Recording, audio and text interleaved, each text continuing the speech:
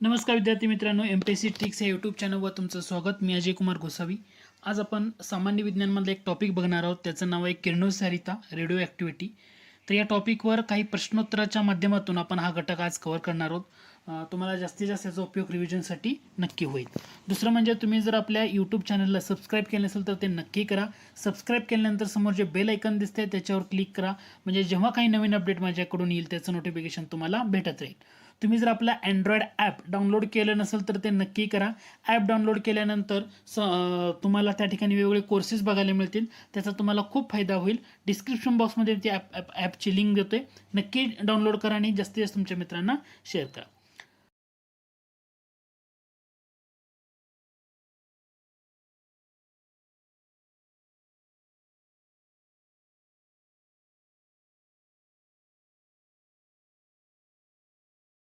शोध कोणी लावला, किरणोत्सारीचा शोध कोणी लावला.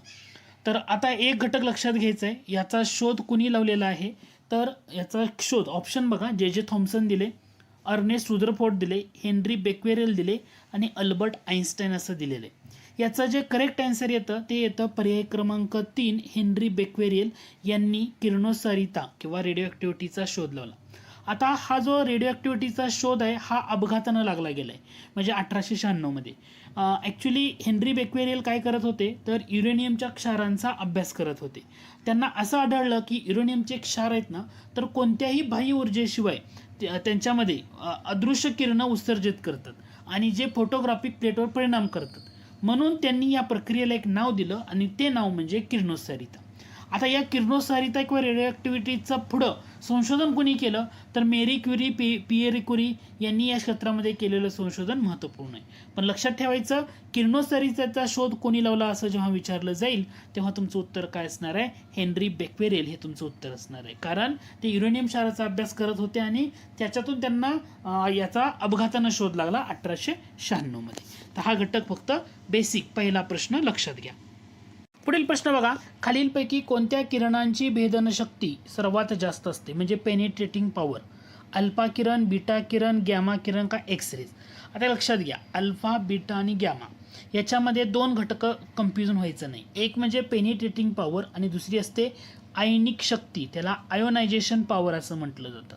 जेव्हा पेनिट्रेटिंग पॉवरचा विचार केला जातो तेव्हा सर्वाधिक जास्त पेनिट्रेटिंग पॉवर असते ती गॅमा किरणांची. त्यानंतर असते कमी असते, गॅमा किरणापेक्षा थोडी कमी असते बीटा किरणांची आणि बीटा किरणापेक्षा कमी असते अल्फा किरणांची. म्हणजे तुम्हाला असं विचारलं की पेनिट्रेटिंग पॉवर क्रमानं जर सांगायचं झालं तर गॅमा किरण जास्त, गॅमानंतर बीटा किरण, बीटानंतर अल्फा किरण हे तुम्हाला इथं बघू शकतो. ठीक आहे. आता गॅमा किरण याच्याबद्दल जाण्यापूर्वी आपण अल्फापासून सुरुवात करूया. याचं करेक्ट आन्सर आहे पर्याय क्रमांक 3. आता सुरुवात करताना अल्फा किरणांच्या बाबतीमध्ये काय लक्षात घ्या, अल्फा किरण म्हणजे काय आहे, एक तर हेलियमचं केंद्रक आहे आणि याच्यामध्ये जड आणि धन प्रभारित असतं ते, त्यामुळे यांची काय असते भेदन शक्ती आहे ना ती एकदम कमी असते. याच्या उलट म्हणजे जी भेदन शक्ती म्हणजे पेनिट्रेटिंग पॉवर अल्फा किरणांची खूप कमी असते, एवढी कमी असते ना की जे कागदाचा एक पातळ तुकडा सुद्धा ते भेदू शकणार नाहीत, एवढी त्यांची पेनिट्रेटिंग पॉवर कमी असते. पण जेवढी पेनिट्रेटिंग पॉवर कमी असते तर अल्फा किरणांची काय जास्त असते, आयोनायझेशन पॉवर सगळ्यात जास्त असते. आयोनायझेशन पॉवर त्याला आपण आयनिक शक्ती असं म्हणतो. आयोनायझेशन पॉवर अल्फा किरणांची जास्त असते, ओके, बाकी किरणांपेक्षा. तर हा घटक इथं तुम्हाला लक्षात ठेवायचा आहे. बीटा किरण यांची भेदन शक्ती मध्यम असते, म्हणजे अल्युमिनियमचा पातळ पत्र्याद्वारे हे थांबवले जाऊ शकतात एवढं. पण यांची अल्फा किरणांपेक्षा पेनिट्रेटिंग पॉवर जास्त, परंतु गॅमापेक्षा कमी असते. आणि गॅमा किरण म्हणजे हे विद्युत चुंबकीय तरंग आहेत, म्हणजे आपण त्याला इलेक्ट्रोमॅग्नेटिक वेव्ज म्हणतो, हे आहेत आणि त्यांना वस्तुमान किंवा प्रभार नसतं, त्यामुळे त्यांची ऊर्जा खूप असते, त्यामुळे भेदन शक्ती सुद्धा सर्वाधिक जास्त असते. आता ह्यांना जर गॅमा किरणांना जर थांबवायचं असेल तर शिसं किंवा कॉन्क्रीटच्या जाड भिंत राहते ना त्याची गरज त्यांना लागणार आहे. ठीक आहे, म्हणजे याचं उत्तर काय असणार आहे पर्याय क्रमांक 3. मी एक्सप्लेनेशन प्रत्येक घटकाचं दिलंय. तुम्हाला असं विचारलं आयोनायझेशन पॉवर सगळ्यात जास्त कोणाची, अल्फा येणार पहिल्यांदा, मग बीटा, मग गॅमा. पेनिट्रेटिंग पॉवर विचारलं तर गॅमा पहिल्यांदा, मग बीटा आणि मग अल्फा, हा त्याचा क्रम असणार आहे.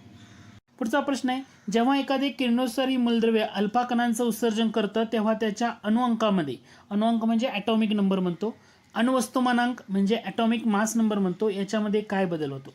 म्हणजे एखादे किरणोत्सारी मूलद्रव्य अल्फा कणांचं उत्सर्जन करतं तेव्हा ॲटॉमिक नंबर आणि ॲटॉमिक मास नंबरमध्ये काय बदल होतो?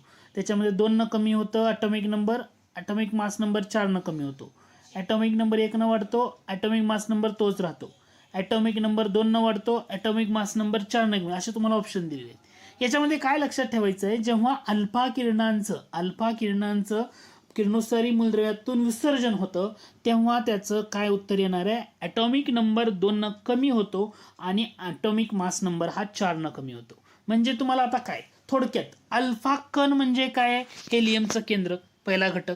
अल्फा कण म्हणजे काय आहे, तर हेलियमचं केंद्रक आहे की ज्याच्यामध्ये 2 न्यूट्रॉन आणि 2 प्रोटॉन असतात. किती असतात? 2 न्यूट्रॉन आणि 2 प्रोटॉन. पण ॲटॉमिक नंबर म्हणजे काय म्हणतो आपण, प्रोटॉनची संख्या. म्हणजे आता अल्फा कण म्हणजे हेलियमचं केंद्रक आहे, त्याच्यामध्ये 2 न्यूट्रॉन आणि 2 प्रोटॉन आहेत. ॲटॉमिक नंबर म्हणजे आपण प्रोटॉनची संख्या म्हणतो, म्हणजे याचा अर्थ 2 असणार आहे. म्हणजे आणि ॲटॉमिक मास नंबर जेव्हा काढतो तेव्हा प्रोटॉन आणि न्यूट्रॉनची बेरीज होते, म्हणजे ॲटॉमिक नंबर 2 न कमी होणार आहे, ॲटॉमिक मास नंबर 4 न कमी होणार आहे. हा इथं महत्त्वाचा घटक आहे. समजलं नसेल तर परत एकदा सांगतो. अल्फा कण म्हणजे काय, हेलियमचं केंद्रक आहे ज्याच्यामध्ये 2 प्रोटॉन असतात, 2 न्यूट्रॉन असतात. मग त्याचा अणुअंक म्हणजे काय, आपण थोडक्यात म्हणतो प्रोटॉनची संख्या. ओके, म्हणजे 2 असणार आहे, कारण 2 प्रोटॉन आणि 2 न्यूट्रॉन हे अल्फा कणात असतात. अणुवस्तुमानांक म्हणजे काय, प्रोटॉन न्यूट्रॉनची संख्या, म्हणजे हे 2 आणि 2 काय असणार, 4 असणार आहेत. म्हणजे 2 न काय होणार आहे, ॲटॉमिक नंबर कमी होणार आहे, ॲटॉमिक मास नंबर 4 न कमी होणार आहे, हे इथं सांगितलेलं आहे. ओके, म्हणजे एखादं मूलद्रव्य मूळ केंद्रक अल्फा कणांचं उत्सर्जन करतं तेव्हा ॲटॉमिक नंबर 2 न कमी होतो, ॲटॉमिक मास नंबर 4 न कमी होतो.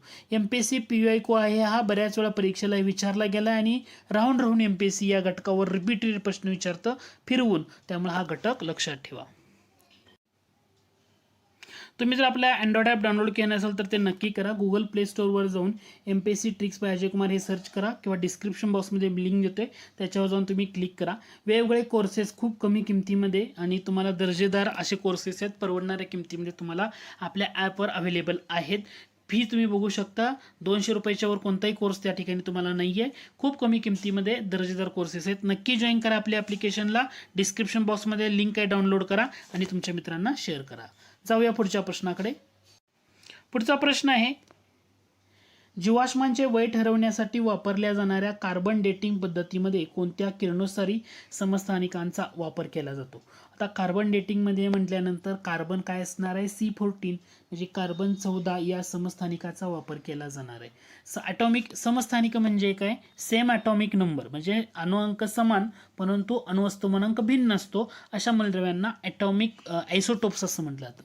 समस्थानिक म्हणजे काय, आयसोटोप्स. आयसोटोप्स म्हणजे काय, तर ॲटॉमिक नंबर सेम पण ॲटॉमिक मास नंबर डिफरंट, म्हणजे अणुअंक सारखे परंतु अणुवस्तुमानांक वेगळे असे जे मूलद्रव्य असतात त्यांना आयसोटोप्स असं म्हटलं जातं. तर हे कार्बन डेटिंग पद्धतीमध्ये कार्बन 14 याचा वापर केला जातो, हे तुम्हाला इथं लक्षात ठेवू द्या. किरणोत्सारी समस्थानिक कार्बन डेटिंग एक वैज्ञानिक पद्धत आहे की ज्याच्यामध्ये जे सेंद्रिय पदार्थ असतील, फॉर एक्झाम्पल हाडं, लाकूड, कोळसा या सगळ्यांचं म्हणजे वय निषेधी करण्यासाठी ही कार्बन डेटिंग पद्धत वापरली जाते आणि त्यामध्ये कार्बन 14 या किरणोत्सारी समस्थानिकाचा वापर केला जातो. आता 2 घटक लक्षात घ्यायचं, एक असतं कार्बन 12 आणि दुसरा असतो कार्बन 14. ओके, सजीव जे आहेत ना, सजीव म्हणजे सजीव प्राणी आणि वनस्पती हे सगळे घ्या, तर हे वातावरणातून काय घेतात, कार्बन घेतात. ओके, म्हणजे आपण जेव्हा काही वातावरणातनं काय घेतो, कार्बन घेतो. सजीव प्राणी वनस्पती हे सगळे वातावरणातनं काय घेणार, कार्बन घेणार. त्या कार्बनमध्ये जो C12 असतो तर हा स्थिर असतो, हा चेंज होत नाहीये, स्थिर. आणि किरणोत्सारी C14 असतो ना, जेव्हा आपण शरीरात घेतो तर याचं प्रमाण निश्चित नसतं. ओके, किरणोत्सारी कार्बनचं प्रमाण हे निश्चित असतं सुरुवातीला, ठीक आहे, आणि हा स्थिर असतो. त्याच्यामुळे काय होतं, मृत्यूनंतर जेव्हा सजीव कार्बन घेणं थांबवतो तेव्हा त्याच्या शरीरातल्या एका निश्चित दरानं त्याचा ना क्षय होऊ लागतो. म्हणजे हे स्थिर असतं ना सुरुवातीला, म्हणजे जेव्हा त्याचं कार्बन घेणंच थांबले तर जे घटक कार्बनचा आहे त्याचा क्षय व्हायला लागतो. क्षय होणं म्हणजे निघून जाणं किंवा डिके होणं असं थोडक्यात म्हणतो. आणि त्याच्या शरीरातील एका निश्चित दरानं त्याचा डिके होतो. जवळपास 5730 वर्ष असं त्याचं कॅल्क्युलेशन आहे. ठीक आहे, आणि त्याच्यासाठी या समस्थानिकाचा वापर केला जातो. तर हा घटक मी शॉर्टमध्ये सांगण्याचा प्रयत्न केला आहे. आय होप लक्षात आलं असेल. पुढचा प्रश्नाकडे जाऊया. प्रश्न आहे, किरणोत्सारी पदार्थांचं अर्धायुष्य हाफ लाईफ म्हणजे काय? हाफ लाईफ म्हणजे काय आहे तर याच्यामध्ये याचा एक निश्चित कालावधी असतो की ज्या कालावधीमध्ये किरणोत्सारी अणूंची संख्या ही निम्मी होते किंवा अर्धी होते, त्याला हाफ लाईफ असं म्हटलं जातं. तर याचं उत्तर असणार आहे पर्याय क्रमांक 2. एखाद्या पदार्थाचं वस्तुमान अर्ध होतं का? नाही. ओके. किंवा किरणोत्सारी पूर्णपणे संपवण्यासाठी लागणारा वेळ नाही, किंवा पदार्थाची अर्धी ऊर्जा उत्सर्जित नाही. याचा करेक्ट आन्सर येणार आहे ज्या कालावधीत पदार्थातील किरणोत्सारी अणूंची संख्या निम्मी होते किंवा अर्धी होते त्याला हाफ लाईफ किंवा पदार्थांचं अर्धायुष्य असं म्हटलं जातं. हा घटक येतो. म्हणजे आता तुम्हाला शॉर्टमध्ये सांगू का, तुम्हाला मी एक्सप्लेन करतो. ठीक आहे. हाफ लाईफ म्हणजे कसं असतं, समजा उदाहरण घेऊ आपण. एका पदार्थाचा अर्धायुष्य आपण 100 वर्ष गृहीत करूया. म्हणजे सुरुवातीला त्याच्यामध्ये 1000 अणू आहेत असं गृहीत धरलं. ठीक आहे. 100 वर्षानंतर ते काय होणार आहे, याच्यातलं 50 अणू हे अविघटित राहतील. पुन्हा 100 वर्षानंतर म्हणजे आणखी एकूण 200 वर्ष झाली, यातले 250 अणू अविघटित राहतील. पुन्हा 100 वर्ष म्हणजे 300 वर्ष झालं, 125 अणू अविघटित राहतील. म्हणजे 1000 अणूचं 500 अणू झालं, 500 अणूचं 250 झालं, 250 अणूचं 125 राहिलं, आणि ही प्रक्रिया अशी अविरतपणे चालू राहते. म्हणजे यातला असं म्हटलं जातं, किरणोत्सारिता सैद्धांतिकदृष्ट्या किरणोत्सारिता कधीही पूर्णपणे शून्य होत नाही. म्हणून त्याला हाफ लाईफ तुम्हाला एक घटक समजून सांगण्याचा प्रयत्न केला. परीक्षेच्या दृष्टीनं फक्त बेसिक लक्षात घ्या, तेच तुम्हाला महत्त्वाचं आहे. पुढच्या प्रश्नाकडे जाऊया. मगाशी आपण बघितलं जेव्हा मूलद्रव्यातनं अल्फा किरणांचं उत्सर्जन होतं तेव्हा ॲटॉमिक नंबर 2 न कमी होतो, ॲटॉमिक मास नंबर 4 न कमी होतो. आता प्रश्न बघा, जेव्हा किरणोत्सारी केंद्रकातून एका बीटा कणांचं उत्सर्जन होतं तेव्हा काय होतं? जेव्हा अल्फा किरण जातो तेव्हा ॲटॉमिक नंबर 2 न कमी होतो, ॲटॉमिक मास नंबर 4 न कमी होतो. मग बीटा किरण गेल्यावर काय होईल? तर बीटा किरण गेल्यावर काय होईल? ॲटॉमिक नंबर 1 न वाढेल, ॲटॉमिक मास नंबरमध्ये बदल होणार नाही, हे लक्षात ठेवा. ओके. ॲटॉमिक नंबर हा कितीनं वाढेल? 1 न वाढेल. ॲटॉमिक मास नंबर हा याच्यामध्ये बदल होणार नाही, हे इथं लक्षात ठेवा. ठीक आहे. ओके, हा घटक आहे इथं. एवढंच तुम्हाला इथं महत्त्वाचं लक्षात द्यायचं आहे. आणि जर अल्फा किरण असतं तर ॲटॉमिक नंबर 4 न कमी, 2 न कमी, ॲटॉमिक मास नंबर 4 न कमी. बीटा किरण म्हणल्यानंतर ॲटॉमिक नंबर 1 न वाढला, ॲटॉमिक मास नंबर बदल झाला नाही. आणि गॅमा किरणांचं उत्सर्जन झालं तर ॲटॉमिक नंबर आणि ॲटॉमिक मास नंबर याच्यामध्ये काहीही बदल होणार नाही. पुढील प्रश्न बघा, किरणोत्सारिता मोजण्याचा आंतरराष्ट्रीय एकक SI युनिट कोणतं आहे? आता ऑप्शन बघा, क्युरी, रुदरफोर्ड, बेक्वेरेल. बेक्वेरेल हेच उत्तर आहे. का? तर बेक्वेरेल यांनी याचा शोध लावला ना किरणोत्सारितेचा, म्हणून त्यांचे SI आंतरराष्ट्रीय एकक, SI म्हणतोय, SI. ओके, SI आंतरराष्ट्रीय एकक आहे ना, तर ते बेक्वेरेल आहे. एक बेक्वेरेल म्हणजे काय? एक बेक्वेरेल म्हणजे प्रति सेकंद किंवा 1 डिके पर सेकंद. एक बेक्वेरियल म्हणजे काय? 1 डिके पर सेकंद. ठीक आहे.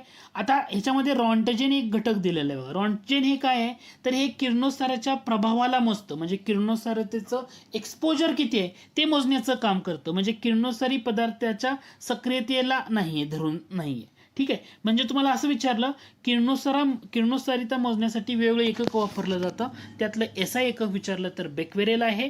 रॉन्टजेन हे काय आहे तर हे एकक किरणोत्सारितेच्या एक्सपोजरला किंवा किरणोत्साराच्या प्रभावाला मोजतं. हा इथं महत्वाचा मुद्दा.